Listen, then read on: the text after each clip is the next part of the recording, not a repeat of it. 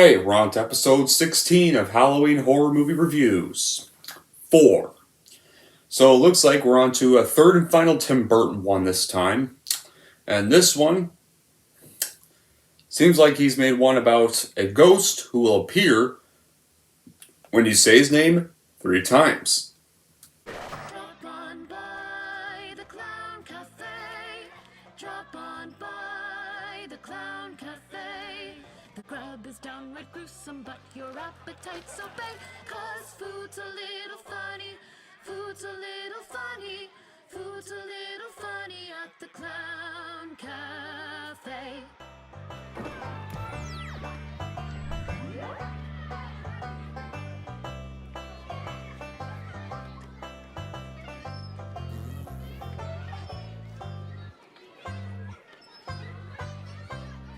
Drop on by the Clown Cafe, your favorite meals on wheels. The menu is disgusting and it's full of special deals.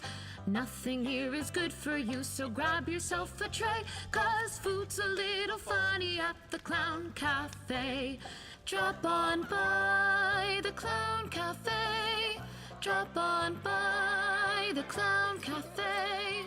Gobble up your order quick before it runs away. 'Cause food's a little funny at the Clown Cafe. Why not visit after school and have yourselves a bite? An appetizing appetizer certain to delight. We haven't done it right unless it makes your teeth decay. 'Cause food's a little funny at the Clown Cafe. Drop on by the Clown Cafe. Drop on by the Clown Cafe. The grub is downright gruesome, but your appetite's obey. 'Cause food's a little funny, food's a little funny, food's a little funny at the Clown Cafe.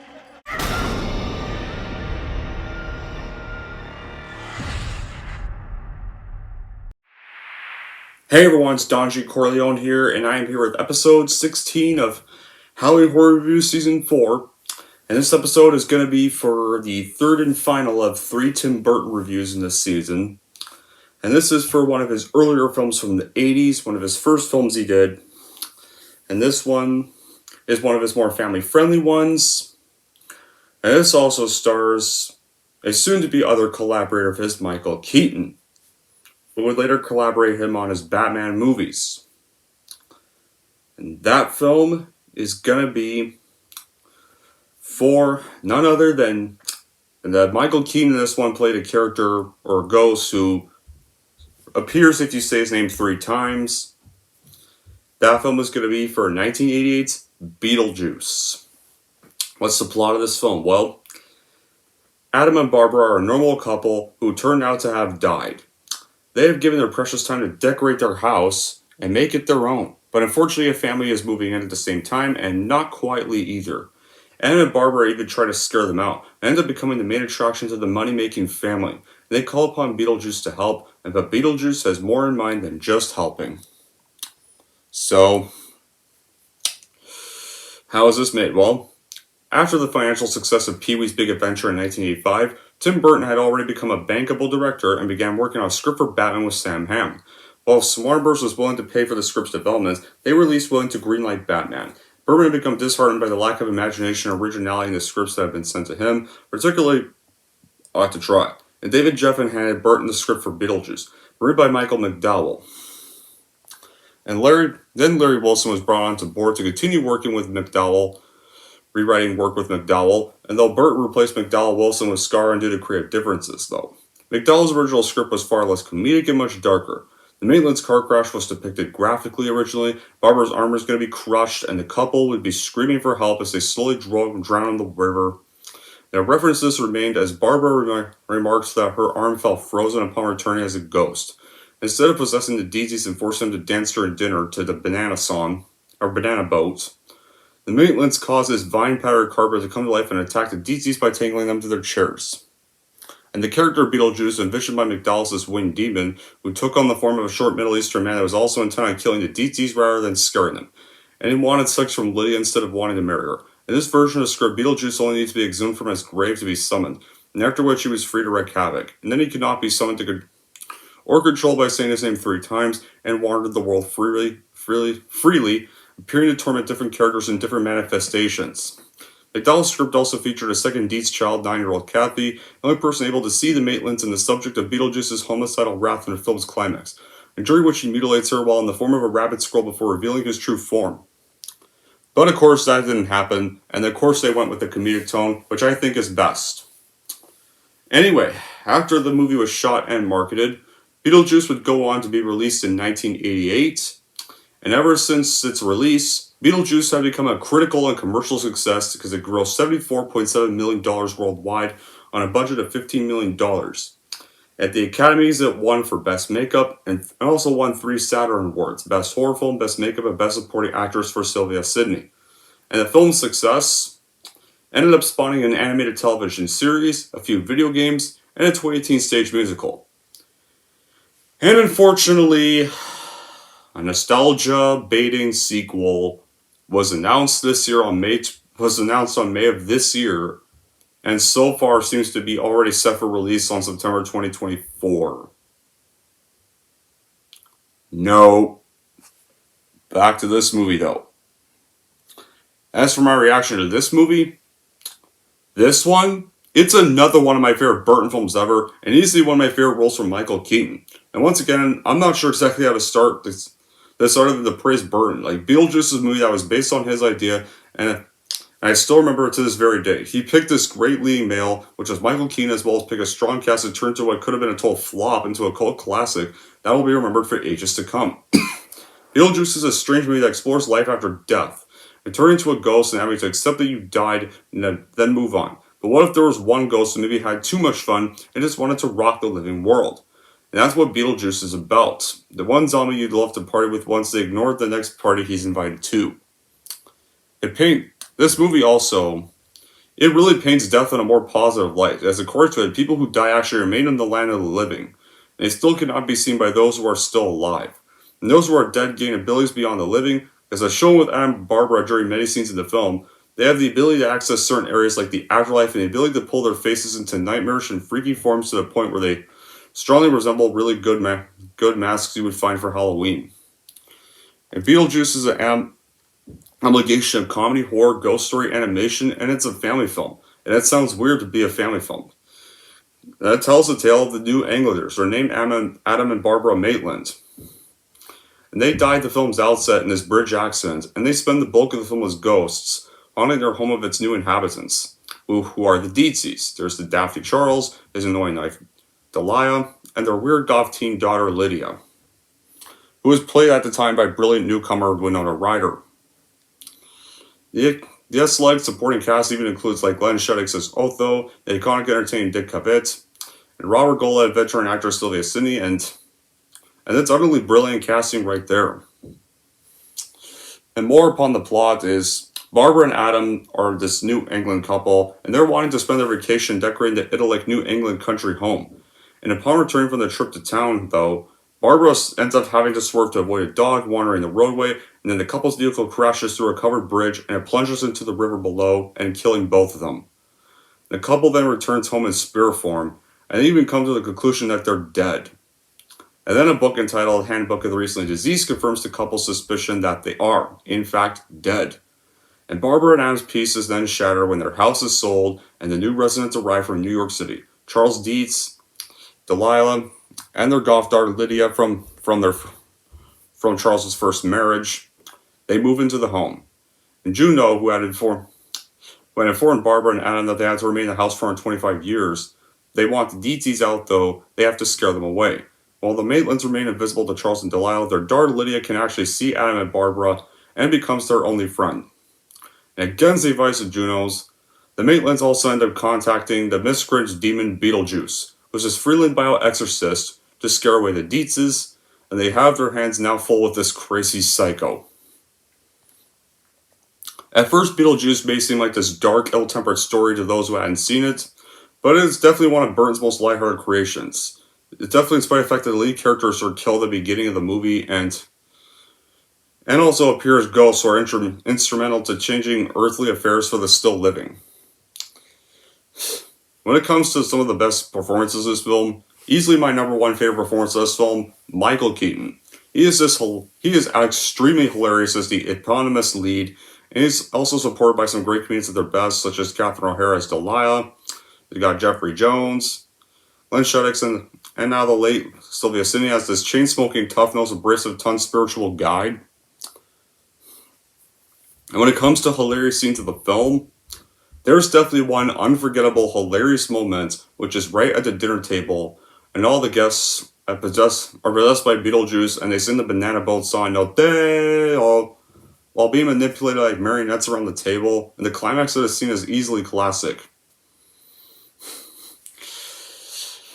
And the thing about Beetlejuice is, it wasn't Batman that introduced me to Michael Keaton, and it wasn't Jack Frost that introduced me to Michael Keaton. It was this movie. This is a movie that introduced me to easily one of the most legendary actors of our time. Everyone would later be blown away by his collaboration with Tim Burton the next year after this with 1989's Batman, where he plays the best Batman ever. He's off the wall in this movie. You can hardly even tell it's him underneath that ghastly makeup, but only his voice gives him away. And second, Tim Burton's direction. To me, like, Beetlejuice was the first great movie from Burton I saw. I mean, I definitely like most of Tim Burton's films. Although his worst movie, easily Planet of the Apes, and maybe I'm not too big of a fan of his modern films, but I like his older stuff. And for me, the best Burton movies are Batman, Beetlejuice, Sweeney Todd. How I'd rank them. I would rank this top 3 best movies. Those would be his 3 greatest by far. Like, Beetlejuice was Burton's first phenomenal outing. I mean, he did Pee-wee's Big Adventure before this, but this was the film that really launched him more into the spotlight. Then Batman went on to make him big, and he really went adult with Sweeney Todd. And the music score in this film, I also love the music score in this film. Because the music score in this film was composed by another legendary composer, Danny Elfman. It's a strange, lighthearted gothic tune. Production value is also great and was inspired by artist Salvador Dali with that dessert, as well as the hallways and doorways of the spirit realm. It also helps create that really odd, surrealistic fantasy world tone from the real world that looks like a typical boring Norman Rockwell-like environment. It feels too strange to be true. And some of the interior exterior that Dietz' home, down to the spirit realm itself, along with the special effects, which I still think look great today. There's definitely no CGI, which makes it all the better. There's stop motion effects to the sandworms, which are comical and nasty, looking down to the makeup effects. It's another reason to how special this film is. And this is one of the best prime examples of the use of special effects in a comedy that works because they're used the right reasons and not just mere gimmicks like a lot of the effects today. This is back when effects were actually practical. There wasn't lazy, cheap CGI, especially where the CGI today literally makes a lot of things look like this crappy video game. It's not like The Flash's CGI. It's not like Quantumania CGI and Potato Doc.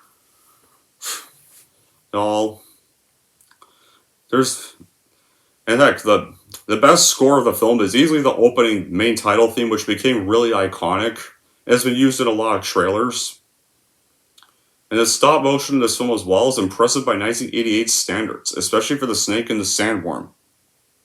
And most importantly is easily the humor of this movie. The humor of this movie is really great at mixing horror with comedy, which I always think is this very beautiful mix, but also the mixture of verbal and visual humor which makes it memorable. And it's done to the perfection here, and I can't say that about many others out there. And from the antics of Beetlejuice, which I already mentioned, down to others without him, like from the infamous banana boat dinner scene.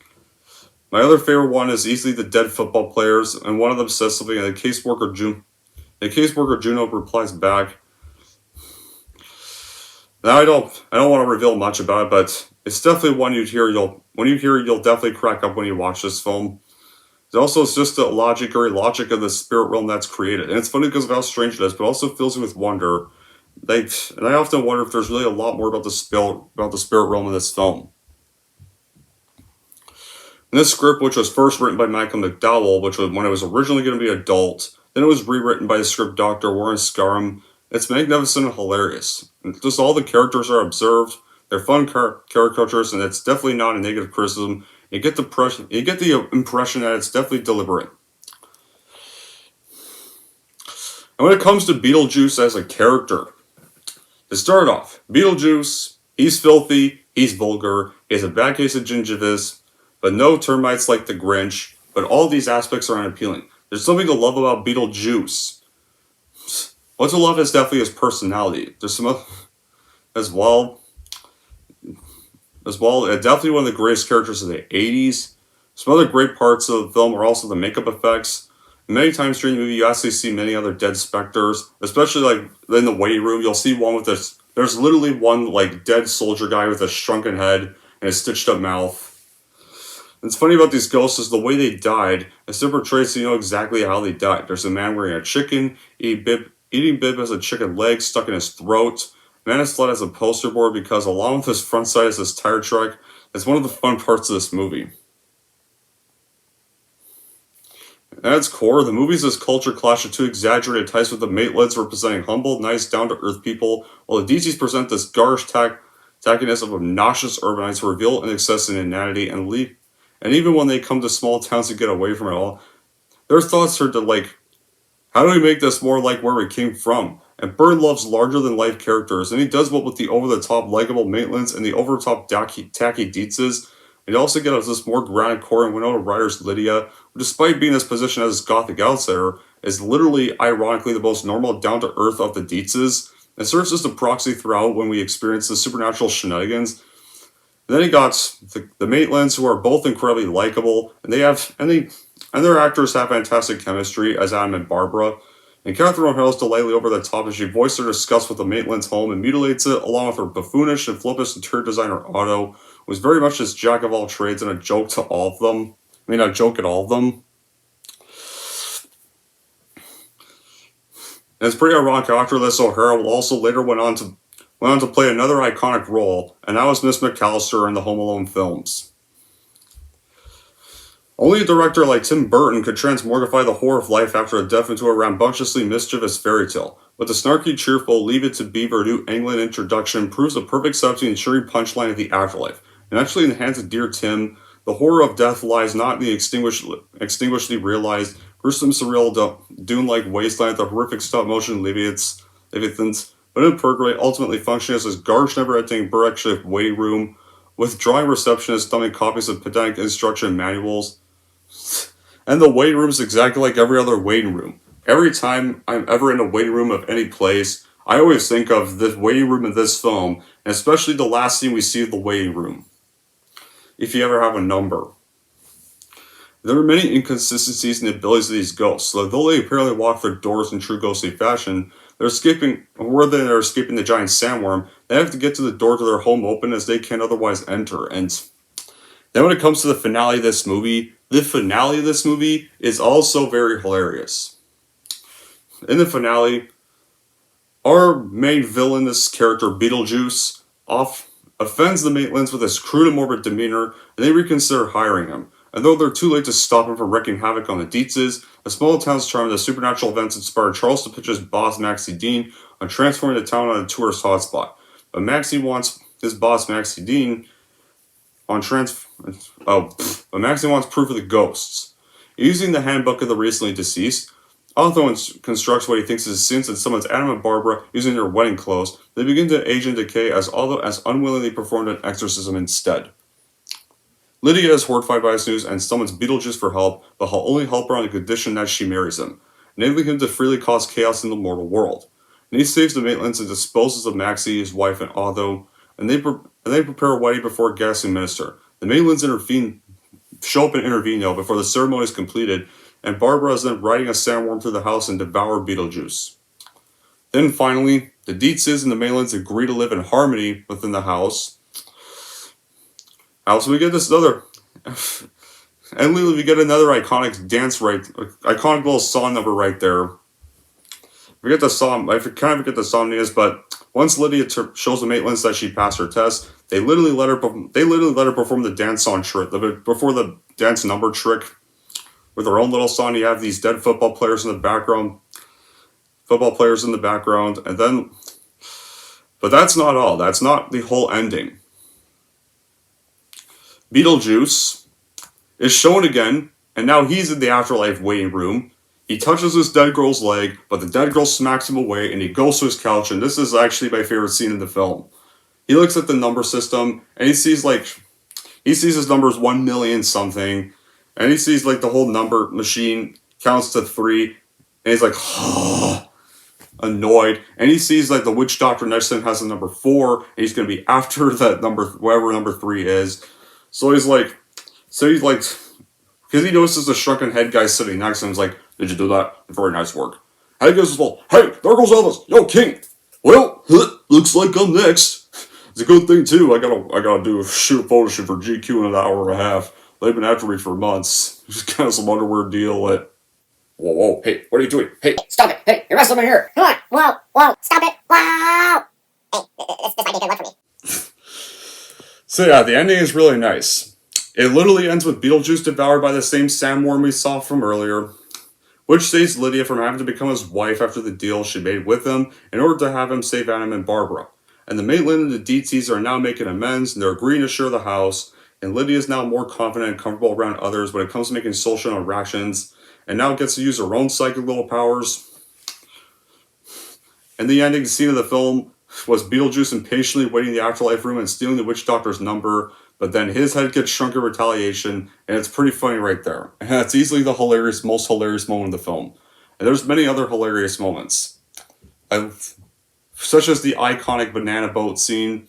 And then you also have Beetlejuice's off-the-wall TV commercial he pitches directly to the Maitlands, and his bizarre little jingle at the end. And remember, I'll eat anything you want me to eat. I'll swallow anything you want me to swallow, so come on now. Chewing a dog. Woo! And they also have this perfect little shout out to the 1958 war film The Fly. It's where the fly lands on a display and turns towards Beetlejuice's voice. It gets stuck in it by being tempted with his eggnog bar. And the scene in which Beetlejuice kicks a tree in the model and knocks over, yelling, "Nice fucking model!" and grabbing his crotch while keeping a straight face. There are many other hilarious moments right there. However, that being said, maybe there could be some bad qualities, like the movie does have some adult jokes, like when Beetlejuice literally drops the F-bomb at one point in the scene I mentioned, then grabs his crotch, and even though the said scene is also funny and memorable, there's also a scene where Beetlejuice wants to marry Lydia, who is a teenager, and Beetlejuice is technically much older, and that would kind of make him a pedophile, and this movie also, it does star an actor I hate. I like Alec Baldwin's character. I don't like Alec as a real-life person, though, because of some of the scummy things he's done in real life. It's like, basically, he yelled, in real life, his wife was giving birth, and he was on the phone, he yelled at her, "Shut up," and he called his daughter a pig, and then he also mentioned the gun incidents, and I don't think he really seemed to apologize much for it. So yeah, may like Alec's character, but I don't like Alec Baldwin as a real-life person. And next year, we're getting a fucking nostalgia bait sequel that none of us asked for at all, too damn late. What is it going to be about? Is it going to be now Beetlejuice making spaghetti like Keaton's Batman did in The Flash? Probably. Is that going to be the plot?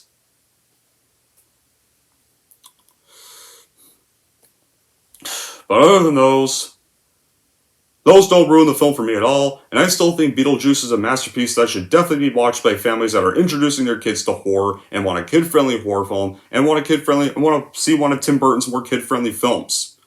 So, in the end, Beetlejuice is obviously worth the watch and buy for Burton and Keaton fans who want to see Keaton do an energetic and comedic role that later became one of his most iconic and led him to getting the role of Batman.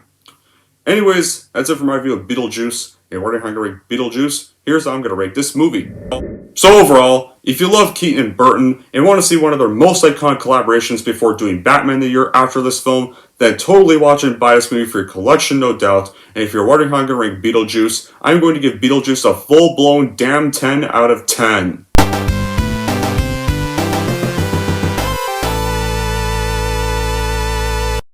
There we go!